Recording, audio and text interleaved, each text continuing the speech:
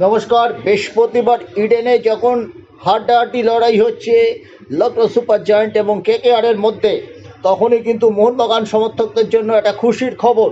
Mumbai city FC প্রথমার্ধের 45 মিনিটে Brandon ফার্নান্ডেজের গোলে এগিয়ে গিয়েছিল, কিন্তু শেষ পর্যন্ত খেলার 90 মিনিটে দলকে সমতায় ফেরান সার্থক গোলই তিনি জামশেদপুরকে সমতায় নিয়ে আসেন।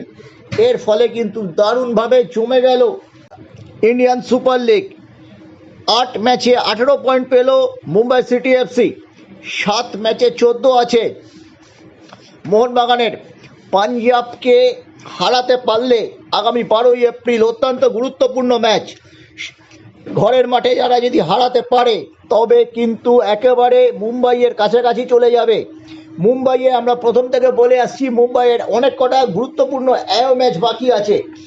এটাই হচ্ছে মুম্বাইয়ের সবচেয়ে বেশি চ্যাম্পিয়নশিপে সুবিধাজনক অবস্থায় থাকলেও এটা চিন্তার ব্যাপার। তাদের গোয়ায় খেলতে হবে ম্যাচ, কলকাতায় ইস্টবেঙ্গলের সাথে খেলতে হবে, বেঙ্গালুরুতে গিয়ে তাদের ম্যাচ খেলতে হবে, তাদের পাঞ্জাবের সঙ্গে খেলতে হবে, কলকাতায় তাদের মেহমান স্পোর্টিংয়ের সঙ্গে খেলতে হবে।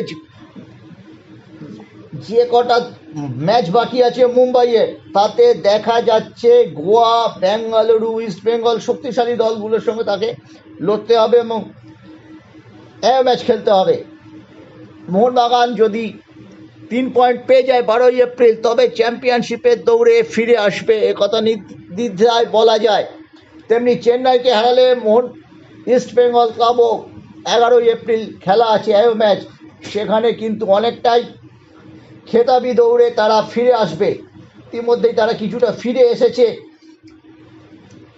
পাশাপাশি জামশেদপুরও কিন্তু খেতাবি দৌড়ে থাকলো, 8 ম্যাচে তারা 15 পয়েন্ট পেয়ে গেছে।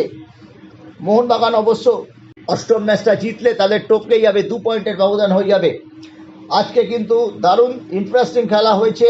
বল পজিশনের ক্ষেত্রে একটা সময় 59% বল পজিশন ছিল জামশেদপুর এফসি। ওয়েন কলেজের ছেলেরা যে অফসাইড ট্র্যাপ করেছিলেন তাতে মুম্বাই সিটি কিন্তু আটকে গিয়েছে। জামশেদপুর 7টি কর্নার পেয়েছে, মুম্বাই পেয়েছে 6টি কর্নার। ওয়েন কোয়েলের স্ট্র্যাটেজিতে মোহনবাগানের প্রাক্তন খেলোয়াড় সার্থক গোলই একটি মূল্যবান পয়েন্ট এনে দিয়েছেন জামশেদপুরকে। জামশেদপুর কিন্তু ঘরের মাঠে দারুণ খেলছে, পিছিয়ে পড়লেও তারা ফাইট ব্যাক করে পরপর 2টো ম্যাচে হার বাঁচিয়েছে, পয়েন্ট ছিনিয়ে নিয়েছে, সেই জন্য জমে গেছে।